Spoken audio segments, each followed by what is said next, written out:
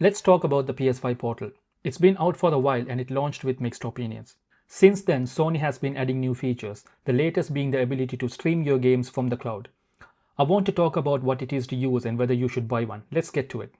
So first, a quick reminder of what the Portal actually is. There are no apps, there's no browser, there are no native games on the device itself. It streams your PS5 over Wi-Fi and there's cloud gaming and that's it. There's no point running performance tests on it because it doesn't run games natively. It's just a streaming device. In other words, it does what the Remote Play app on your smartphone does. So why spend £200 or dollars for this thing? Here's the thing, the Portal has some advantages. A bigger display compared to your smartphone, physical controls with great haptics, and dedicated hardware for streaming. Here's me playing Star Wars Jedi Survivor about 150 miles away from home. Let's talk about the design of the PS5 Portal here. It literally looks like Sony took a PS5 controller and then split it into half and then put the controllers on either side of this display. Talking about the display, it's 8 inches, it's LCD, it's 1080p and it goes up to 60 Hz. It's an LCD, but it's a really good LCD. It's not an OLED by any means, but it's really sharp and it gets really bright. The bezels around the screen, some people might say it's a bit, it's a bit chunky, but for my liking, it's totally fine. It doesn't get in the way of, playing games and stuff. One thing I really love are these lights on either side of the DualSense, of the PS5 Portal.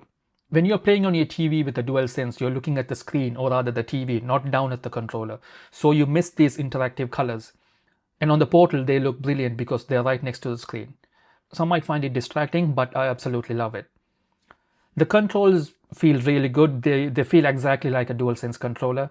You get adaptive triggers, you get haptic feedbacks, and the same ergonomics basically. But one thing I do not like is the touchpad. Like, the whole screen now acts as a touchpad. So if you have any action that you would perform on a touchpad, you would basically touch the screen and that would bring the touchpad. But to be honest, I don't like this implementation over here. You can tap on either side, but sometimes you have to tap once to bring it up and then you have to perform your action on top of it, which, sometimes leads to, having to tap it twice, which is kind of annoying. It is what it is. Setup is simple. Connect to your Wi-Fi, sign into your PSN account and it automatically finds your PS5, even if it is on rest mode. But your network and internet speeds are everything. On a strong internet connection with the console wired to your router, the experience is super smooth. If your Wi-Fi is weak, congested, or if the PS5 is too far from your router, it falls apart fast. It stutters, compression artifacts are introduced, and there's noticeable delay. Before buying this, test your setup. Use the Remote Play app on your phone and try it in various locations around your house. If it lags and stutters, the Portal will do the same. If it works great, then you're good to go. Also watch for other devices hogging bandwidth. If someone in my house is streaming a movie on Netflix and that too on 4K, this Portal will start stuttering, say if I'm playing it in the bedroom, and I have pretty fast internet. Away from home, the Portal has always struggled on hotel Wi-Fi, but it works great when I connect to my iPhone hotspot. There are zero issues. By the way, connecting via iPhone hotspot isn't really straightforward. If you have trouble, let me know and I'll work on a guide.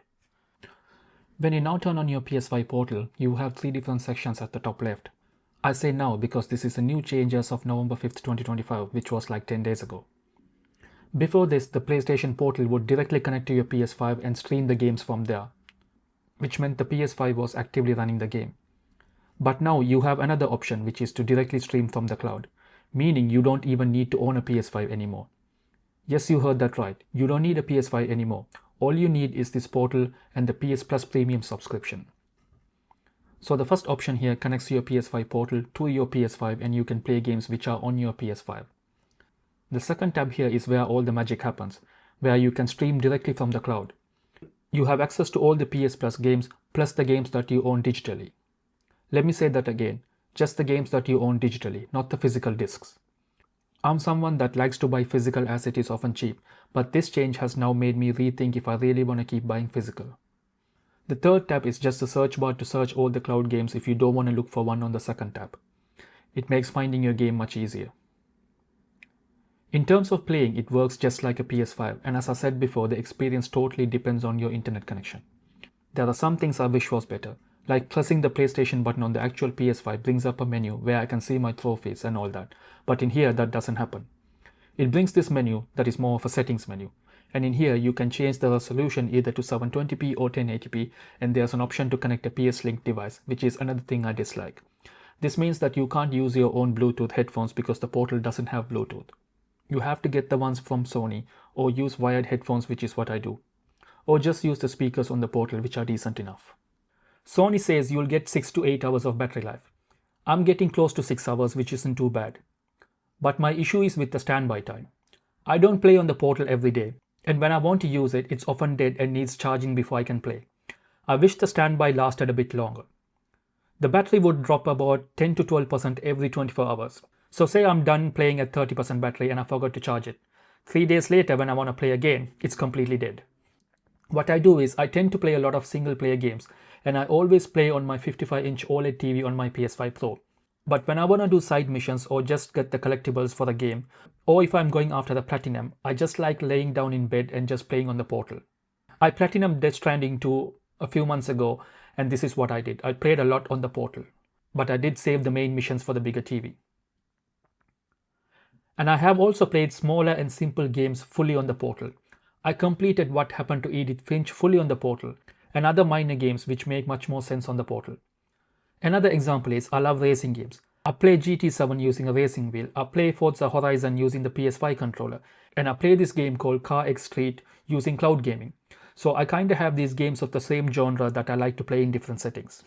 I can't give you a simple yes or no answer, but let me ask you some questions that will help you decide. How is your internet setup? Do you have good Wi-Fi around your house? Is the TV your PS5 connected to often used by others? I would suggest to test remote play on your phone first to check your connection quality. Also, can you connect your PS5 to your router with an Ethernet cable? That made a huge difference for me.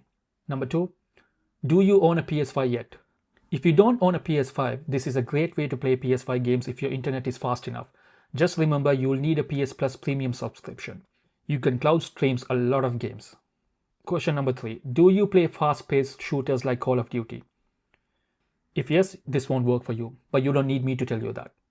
There is going to be latency and you're not going to have a good time. Number 4, can you deal with the lack of Bluetooth? You will need wired headphones or you will have to pay extra for the PS Link devices, or just use the speaker on the device. Number 5, do you want to play PS5 games while traveling? Yes, this thing works great, if you can sort out your internet connection, that is. Number 6, will you actually use it? This is like the most important question. If you think you're going to buy it and it's going to start gathering dust, just don't get it. It's not worth wasting your money on this or any other item. Sometimes being an adult sucks because you don't have time to play games. So that's my take on the PS5 Portal in 2025. My biggest issues are the Wi-Fi dependency and battery idle time. But it's great when the internet is fast, when I'm traveling, and when I remember to charge it. It costs $200 or pounds, but Black Friday is around the corner, so you might find great deals. Also, check eBay and Facebook Marketplace. I've seen these go for around £100 here in London, which is a brilliant deal. A lot of people buy this, but they don't end up using it, so they try to sell it for real cheap online. Keep an eye out. Thanks for watching. If you have any questions, please let me know. I'll happily answer. See you in the next one. And if you like this, please do consider subscribing. Thanks for watching again.